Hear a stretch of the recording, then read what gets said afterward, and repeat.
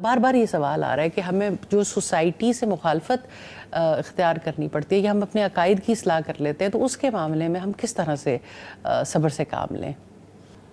وہ مشہور شعر ہے، تندی باد مخالف سے نہ گھبرائے عقاب، یہ تو چلتی ہے تجھے اونچا اڑانے کے لیے۔ یہ ویسے یعنی چونکہ کامن ہو گیا تو لوگوں نے اسے یعنی ایک روٹین کی بات سمجھ لی، ورنہ گہری بات ہے۔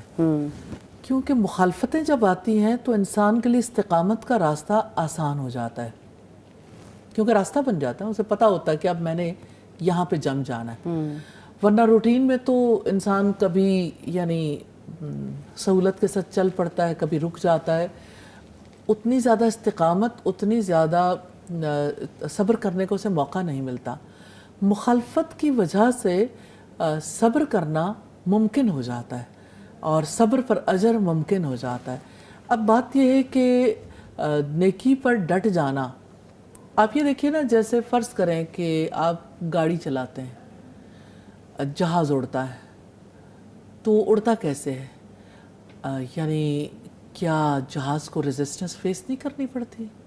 کیا گاڑی کو ریزسٹنس فیس نہیں کرنی پڑتی؟ جتنی ریزسٹنس ہوگی اتنی تیزی سے راستہ آگے بنے گا، لیکن فیول چاہیے۔ تو ایمان کا فیول ہوگا نا، اور علم ہوگا اور دلیل کی روشنی ہوگی تو پھر جانا آسان ہو جائے گا۔ بہت خوبصورت۔ یہی سوال ہے کہ لوگوں کا بار بار یہی سوال ہے کہ حق کے راستے پر آنے والی مشکلات پر صبر کیسے کیا جائے۔ میں ساتھ ایک اور سوال ایڈ کر دوں، چیلنجز اور مشکلات سے نمٹنے میں صبر و استقامت، صبر کیسے ہیلپ کرتا ہے؟ حالانکہ سوال وہی ہے، صرف دوسرے رخ سے پوچھ لیا گیا۔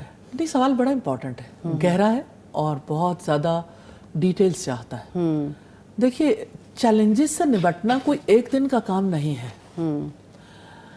چیلنجز جس نوعیت کے آئے، آپ دیکھیں مثال کے طور پر ابھی بات ہو رہی تھی تھوڑی دیر پہلے دوسری شادی کی، اب وہ ایک چیلنج ہے، لیکن 13 سال گزر گئے چیلنجز کو میٹ کرتے ہوئے، اور ابھی گزرنے۔ اللہ سبحانہ تعالیٰ انہیں ایمان والی زندگی دے اور عافیت والی اور سلامتی والی اور چیلنجز کو فیس کرنے والی بھی، کہ اس کا حق ادا کر سکے۔ لیکن آپ دیکھیں کہ جب کبھی چیلنج آتا ہے نا، تو اس کو فیس کرنے کے لیے نیچرلی سب سے پہلے تو یہ ہے کہ کنٹرول۔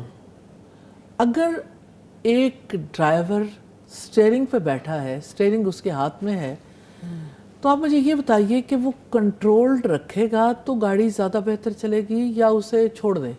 اوبیسلی کنٹرول رکھے گا۔ تو ظاہر ہے کہ جب کنٹرول نہیں رکھے گا تو گاڑی ادھر ادھر ٹکرائے گی۔ ایسے ہی ہے۔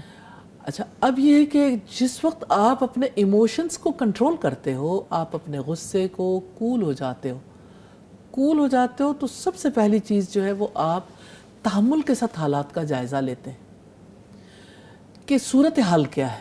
کوئی بھی کسی قسم کا چیلنج ہے، کسی ملک میں چیلنج ہے بجلی کا، کسی ملک میں چیلنج ہے عوام کی یا افراد کی جو ہے وہ الٹریٹ ہونے کا، کسی ملک میں چیلنج ہے مہنگائی کا، کسی ملک میں کسی اور چیز کا، اسی طرح خاندانوں میں چیلنجز ہوتے ہیں۔ تو جو بھی جس نوعیت کا چیلنج ہے، سب سے پہلے تو یہ دیکھنے کی ضرورت ہے کہ صورتحال کیا ہے، یعنی ہم کہاں سٹینڈ کرتے ہیں، ہمارے لیے اس وقت ہم کہاں ہیں، جانا ہمیں کہاں ہے، اور جانے کے لیے ہمیں کس طرح کے ساتھ کی ضرورت ہے اور کس طرح کے مددگاروں کی مدد کی ضرورت ہے۔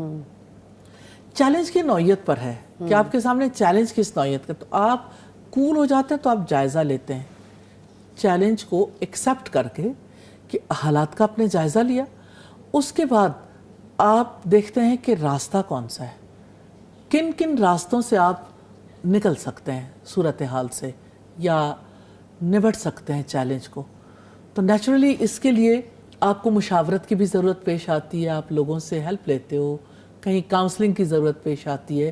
ڈیپینڈ کرتا ہے کہ آپ کا چیلنج کس نوعیت کا، اس نوعیت کے افراد کی ضرورت ہوتی جس نوعیت کا چیلنج ہو۔ مثال کے طور پر کسی جگہ پر کسی خاندان کو فائنینشیل چیلنج ہے، تو نیچرلی اس کے لیے پھر اس نوعیت کے کاؤنسلرز کی ضرورت ہے نا۔ اس کو وہ لوگ تو آپس میں نہیں نپٹا سکتے جو نہیں جانتے کہ آپ اس چیلنج کا مقابلہ کیسے کریں۔ تو پھر مشاورت کے بعد آپ کے سامنے ساری صورتحال کلیئر ہوتی کہ اچھا اس میں یہ آپشنز ہو سکتی ہیں۔ اب جب آپشن سامنے آتی ہیں تو آپ چاہتے ہو کہ ان آپشنز میں سے کسی کو آپٹ کر لیں، پھر آپ جائزہ لیتے ہو. پھر سم ٹائمز کسی کا یہ یعنی عجیب سی بات ہے، لیکن کچھ لوگوں کا یہ معاملہ ہوتا ہے کہ انہیں پتہ نہیں چلتا کہ سٹیپ کیسے لیں. ایک چیلنج کو نبٹنے کے لیے آپ آغاز کہاں سے کریں، ان کو پش کی ضرورت ہوتی ہے. تو ایسے لوگ انہیں چاہیے ہوتے ہیں جو انہیں پش کر سکیں، کہ انہیں جیسے وہ آپ نے پڑھی ہوگی سٹوری ہز فرسٹ فلائٹ. تو ایک سیگل جو ہے وہ اڑنا چاہتا ہے، چیلنج ہے اس کے سامنے، اس کے اندر خوف ہے اور وہ نہیں اڑ پا رہا. تو اس کے لیے اس نے یعنی وہ تو سمٹا بیٹھا ہے اور وہ کہتا ہے کہ چلو ٹھیک ہے، جیسے کیسے بھی ہے یہیں جی مار لیں گے، کیونکہ اسے آگے کا پتہ نہیں ہے. لیکن اس کی ماں اور اس کے بہن بھائی سب کس طرح سے اس کی ہیلپ کرتے ہیں. کبھی اسے پیار سے مناتے ہیں، کبھی اس کو بھوکا رکھتے ہیں، کبھی اس کو جو ہے وہ ٹیررائز بھی کرتے ہیں، سچویشن ایسی پیدا کر دیتے ہیں. بالآخر اس کو اتنی ہمت دلاتے ہیں تو وہ ہمت کرنے کے لیے تیار ہو جاتا ہے. تو جب کوئی صبر کے ساتھ چلتا ہے، وقت کا انتظار کرتا ہے، تو اس کے اندر یہ ایک اور چیز ہے جو چیلنج کے لیے آپ کو ہیلپ دیتی ہے، اور وہ یہ کہ آپ حوصلہ کرنے کے قابل ہو جاتے ہیں. عزم اور حوصلہ بڑی چیز ہے. اب جب ایک انسان حوصلہ کر لیتا ہے، عزم کر لیتا ہے، تو اللہ سبحانہ تعالیٰ یہ چاہتے ہیں وَإِذَا عَزَمْتَ فَتَوَكَّلْ عَلَى اللَّهِ، کہ جب آپ عزم کر لو، پختہ ارادہ کر لو، تو پھر اللہ پر بھروسہ کرو. عزم کرنے کے لیے آپ کا اسباب اختیار کرنا بھی ضروری ہے.